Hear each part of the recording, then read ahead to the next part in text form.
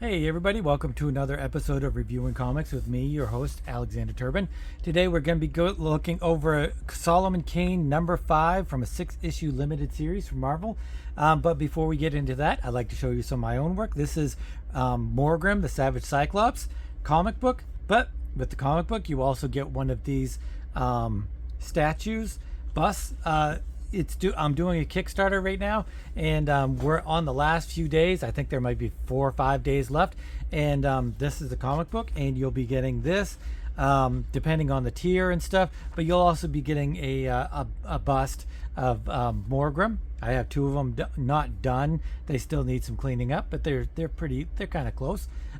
They won't be painted, obviously, because I just wouldn't have enough time, and I'm not really that great a minis fig sculpture painter, but I do think they're pretty cool, if I do say so myself. So yeah, you can check these out on Kickstarter. I'll leave a link in the description, and all the cool stuff. This is newsprint, and I think everyone might get a newsprint issue and a regular white copy. I don't know what kind of paper that's going to be, but I'm hoping semi-gloss, but it will kind of depend on a few different things. So yeah, if you'd like to back Morgrim, please check out the link in the profile and in the description rather, and we will get onto that. But let's get on to Solomon Kane number 5. The last month I've been doing heavy sword and sorcery / Robert E. Howard / stuff like that. I've been going over that more than anything else in kind of not an introduction, but a theme. We're going into a theme of the sword and sorcery because of Morgrim. Once that's done, we'll get back into some of the power comics and indie stuff that I like, and also some of the Marvel stuff. But let's dive into this. This is the third one I've done. I think I did 2 and 4. Possibly, or 3 and 4, something like that. One was a traditional werewolf story, and the other story was of Solomon Kane going to Africa. He is now in Africa at the beginning of this, and this is the Hills of the Dead. This is actually adapted from the story by Robert E. Howard. I don't think the other ones were. I'll have to double check that and make sure, but I don't think the other ones were adapted. I think actually they were preludes to the Hills of the Dead. But let's read some of this, and then we'll jump into what is going on with Solomon Kane. So you come again, my brother, Solomon Kane. Many moons burn and die since we make blood palaver and go to the setting sun. Blood palaver? Palaver? I don't know what that is. You go to the setting sun, but you come back. The hut of Nalonga, the witch doctor, along the west coast of Africa, in the year of our Lord 1555. Yours is a grim land, Nalonga, a red land barred with the darkness of horror and the bloody shadows of death. Yet I have returned. Remember Solomon Kane in his quest to return and figure out what was up with this staff. The staff has some sort of hold over him, and we will read more into this. We're not going to read the whole thing, but we need to get a gist of what's going on. I'm a landless wanderer who has traveled much to escape the persecution heaped upon us Puritans by the Church of England. Once I dared the jungle, and she nearly claimed my bones, but over leagues of blue salt sea she has called me back. Mayhap I shall find my doom here, but better death than the everlasting urge, the fire that burns in my veins. Why you stare at fetish staff, blood brother? This was your gift to me when last I trod this land. Now its very touch reminds me of how first I came here. I was on a mission of vengeance in search of a pirate named Leloup. I tracked him to your village and found he had taken it over. I was to be burned at the stake, as were you for siding with me, but we escaped, and my vengeance was fulfilled. For aiding you in the restoration of your village, you gave me the staff, which you said had very powerful magic attached to it. I accepted your offering, and left for the next ship to the continent, believing that I would never again return. Possession of the staff raised unnatural, unrelenting urges within me, and I've wondered more than once if I have condemned my eternal soul by keeping it. but I could not bring myself to throw it away, and I felt compelled to return here. An English ship brought me to the northern part of the dark continent. I journeyed to the rest of the way on foot and encountered much that was strange. Remember the last issue we looked at? I think it was 4, where he was on the ship and the pirate killed a one of the passengers, a female, and Solomon Kane vowed vengeance, and they ended up in I believe it was Egypt or something like that. And so then he walked the rest of the way to where he was going. I saw the long tusk and the long neck gallop across the streaming lands, and even glimpsed what I believed to be a legendary dragon in the midst of some forgotten valley. I battled for my very life against a savage tribe more ape than man, and I witnessed and fought the enslavement of man by material gain. The jungle, dark and brooding, entering into my soul like a whisper of unnamed sin, and with the dawn I go to seek the heart of her. Blood brother, you believe in my fetish work? So that is basically how he got there and why he got there and all of that stuff. So they just kind of have this discussion, and the witch doctor, I'm not going to say his name, Luongo. Is it right, like Roberto Luongo, who's the hockey player? I don't think it is. I think it's Luongo. But he's saying some witch doctory stuff, and he's talking to Solomon Kane, and he puts a trance on Solomon, and he says, "It dawned now, my blood brother. No need to reach for weapon. Mighty magic of Nilongo make you sleep long and good. This voodoo staff still yours. When your guns and long knife fail, this save you. When you want me, lay this on your breast, fold your hands on it, and sleep. I come to you in your dreams." And then he sends him on his way. I kind of don't really. I don't understand why Solomon doesn't ask Nilongo why he hasn't explained the staff and some of the other questions. It seems like he hasn't really answered any of the questions that he was looking for about the staff and about all of this stuff. But I really kind of feel like the whole point of it is the journey to figuring this stuff out. I think that it's supposed to be an awakening of Solomon Kane. He will still have his faith in God. He will still be a Puritan, but he'll also believe in certain things that maybe he wouldn't have believed in before. And it's just kind of it's like a mind-altering, mind-opening event. He goes onto the plains, and he's just kind of traveling along when he comes upon a native, and it's being attacked by a serpent, and he doesn't understand what's going on. I mean, he knows that the serpent has killed him and stuff. But then he says, something pushing through the grass towards me. One of the great things that I noticed about this book were the fingerprints, my fingerprints, because I got this on the newsstand. I can only assume that the fingerprints are from age, and how many times I've read this comic book. These are love fingerprints. Can you see them? Each page has like a darkened area, and I'm wondering how many of these older comics, if not mine, then other people. Do you any of you guys have fingerprint stains on your comics from when you were younger and reading them over and over again? Because I used to read my comics. I would go to the comic book store and get like 5 or 6 or 10 comic books on a Wednesday, and then between Wednesday and Wednesday I would read every one a dozen times, maybe even more.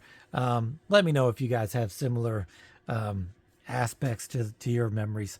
A girl comes through the long grass being chased by a lion. Solomon shoots it, crack crack, shoots it dead, and he's like, "Child, are you all right? Where are you from? Please do not harm me. I am from the village to the south. My name is Zuna.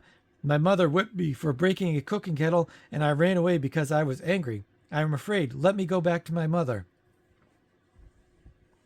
"You may go, but suppose another lion comes along. You are foolish to run away. I will take you to your home." "You are not a god?" It says this later on. He knows a lot of the different dialects. They talk about the lower river dialect. They talk about the different riverlands and stuff like that. So the fact that he can speak her language, it never says like editor, Solomon knows lots of different languages. It doesn't say that, but later on it says that he knows lots of different languages. He's like, it's becoming dusk. It's almost nighttime. Let's stay in that cave for the night. They stay in the cave. He sends her out for some firewood. He builds whatever he can, and then these weird creatures come along, and they're like infatuated with the fire, and they're not really paying attention to him. And he tries to communicate with him, and which is really awesome because Solomon is a thinking man. He's not going to just attack them, much like Conan and all of Robert E. Howard's characters. They don't, yes, they may be barbarians, they may be not civilized or whatever, but they're still good people. They're still good people. They're not going to just attack somebody out of nowhere. They're going to try their best to do whatever they can to understand people and accept them, which is a great thing to have. But she comes in, she drops her firewood. She really recognizes who these creatures are. They lose their trance from the fire and they attack Solomon. Solomon uses his staff and it just kind of cuts through them like butter. And they're almost upon him when he uses the staff, and he does eventually vanquish them. And he uses his gun, shoots him in the brain. Doesn't affect him at all. He realizes that they're actually vampires, and then he does use the staff. They, upon dying, turn into snakes, and they disappear, or they don't disappear, but they turn into snakes. He uses the staff, and he kills the snake, and it turns into ashes. He asks her about these vampire-like creatures, and she is completely astonished that he's killed a couple of them. They befoul her village. They go in and they kill as many of the villagers as they can, and they eat them because, like he said, they're vampires, only they're like African vampires. They're not the Eastern vampires that he's probably come across before. And so he decides that he needs some help in this weird kind of thing. He needs help in defeating them because she asks him to come to her village and defeat the rest of the vampires and free her village from this horrible vampire plague. He tells her to just lay down, sleep. They'll go to the village tomorrow and just to relax. He does what the witch doctor told him to do. He puts the staff on his chest and he falls asleep. In their dreams, they meet, the witch doctor and Solomon. They meet, and the witch doctor gives Solomon some very specific directions as to what to do next. Solomon wakes up and he tells the girl, go back to your village. It's during the day. The lions attack at night. That's when they hunt, because they're nocturnal. And then to bring back her lover, her lover, whoever that is. Cran, she says, Cran, whatever his name. Now go. You must go. Solomon brings her to the edge of where her village is. She goes off and he comes back to the cave. They come back at dusk. She does have her lover with her. And Solomon explains what he has to do. He has to lay down and put the staff on his chest as well. The man wakes up. I can't remember what his name is, wakes up, but it's really the witch doctor. The witch doctor has taken over the spirit of the young man, and he gets up, and he also uses his magic to put the girl into a trance as well and make her fall asleep. And he just kind of explains to Solomon some of the things that are going on. He explains that these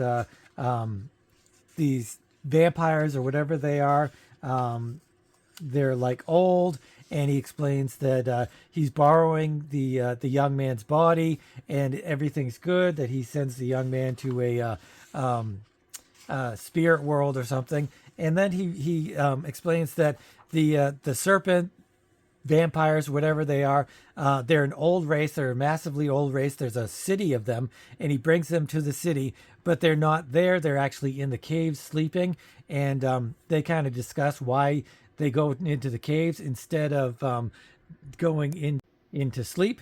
And so they're kind of hatching a plan as to what to do next. they get attacked by the vampires, and Solomon kills a few of them with his guns and his arms and his muscles. But the witch doctor says, the hills give up their dead. All of the vampires are coming from the caves and stuff. Let them come forth in endless number. Let them come forth, and I will send every cursed one of their down to their master Satan. This way, blood brother, to higher ground. He's still not trying to use the staff because he thinks the staff is evil. And he's fighting them one by one. He's fighting them, and he eventually succumbs to the witch doctor's pleading, saying to use the staff, that his guns and his muscles will only last for so long. He's got to use the staff. The staff will kill all of them. And he finally does, and he's killing them. The witch doctor goes to the highest peak, starts doing some witch doctory mumbo jumbo. And of what use are your gibberings against these creatures, witch doctor? Answer me. And he's summoning a horde of vultures. And what better to kill undead or dead than vultures? There's a massive amount of them. They sweep down and they just start pecking out the eyes, and they start eating the vampires. Vampires can't do anything because they're birds of prey. It's like their natural predator. I don't know why I've never seen anything like this before. It's really fantastic how they're using prey and predator. The predator becomes the prey kind of thing from these their natural predator. It's fascinating. They run back to the city, hoping that the vampires, hoping that the city will protect them. And that is when the witch doctor lights this kind of weird flame, and he shoots it off. It's some sort of magical thing, and the grass lights up, heads towards the city, and it pretty much explodes. It blows up into this massive explosion.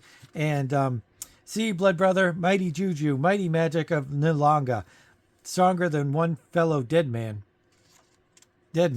So he's saying his magic is mightier than the vampires. Then the fire shortly abates, and they are just kind of looking at the city from then. And then the witch doctor says, later, after the return trek to the small cave, Nilanga speaks, dropping into the river dialect more easily understood by Kane. My blood brother, all of my life I have worked magic. I am so old, you would call me a liar if I told you my age. Shall span all of these years in a moment and make you understand with a word what has taken me so long to learn. I could not even make you understand how these vampires kept their bodies from decay by drinking the lives of men. These things know, and I know and am a part of. But how shall I tell you? You are a mighty warrior, but in the ways of magic, you are a lost child. You think only of bad spirits, but were my magic always bad, should I not take this fine young body in place of my old wrinkled one and keep it? For the first time, Kane sees Nilanga's glittering eyes, something deeper than a worker of black magic. It seems almost as if he gazes into the far-seeing eyes of a prophet of old. You need not answer. You have learned. Keep the voodoo stave. It has mighty power against all sorceries, serpents, and evil things. Many thanks, Nilanga. I go now, blood brother. You take care. The jungle she may pluck your bones, yet remember the voodoo stave. So he lays down, and they wake up, and Solomon Kane is basically going to go off into his next adventure. So it basically does answer his questions. It's not evil. All spirits aren't evil and from Satan. And this is one of the most important lessons I think that Solomon Kane was really looking for, was that yes, Africa has all of these evil things in it, but it also has these good magic, good spirits, good gods, and all of this stuff. And he's a good man, this witch doctor, and that is what Solomon Kane really finds out in the end. So anyway, I'm giving this one a 9. I really enjoyed the story, and I like the art. I don't really usually like Bogdanov. Oh yeah, I forgot to say, Ralph Macchio is the scripter, John Bogdanov is the penciler, Al Williamson's the inker, Brusniak is letterer, Fountain is the colorist, Fundenisk, I'm sorry I butchered your name, Karl Polish is the editor, and Jim Shooter's the editor-in-chief. And this is from, again, 1986, the greatest year in comic book history. Don't know why, but it is. But anyway, thanks for watching. Solomon Kane number 5. I'm giving a 9. I don't know if I actually gave the other Solomon Kanes a real review and gave them a number, but this one was by far the best one out of the three. And it's probably because this was an original adaptation from the story by Robert E. Howard. Is probably why it is the most satisfying out of all of them. But anyway, I don't think I have 6. I might have to break down and go buy it just to kind of finish off the whole thing. But anyway, thanks for watching. If you'd like to back Morgrim, the Savage Cyclops, there's only a few days left, and you'll get one of these handy-dandy fancy busts. And I'm pretty excited about them. I got the resin. I got the mold all made. I have to do a little bit of tweaking to figure things out. But other than that, I'm on my way. I got to make 30 more of these bad boys, and they will go out with when the Kickstarter is all done. Anyway, thanks for watching. And if you're new to the channel, I usually go through indie comics from the 70s, 80s, 90s, and beyond. But I also do Marvel comics from whenever. If they've got some kind of nostalgia value, or if they're really artistic or whatever, I really love them, and I'll just go over those too, like the Solomon Kane. But anyway, it's Friday. Hopefully we'll have a show with Joe this weekend. But anyway, thanks for watching, and as always, our new slogan, or our new partially new, is make better comics.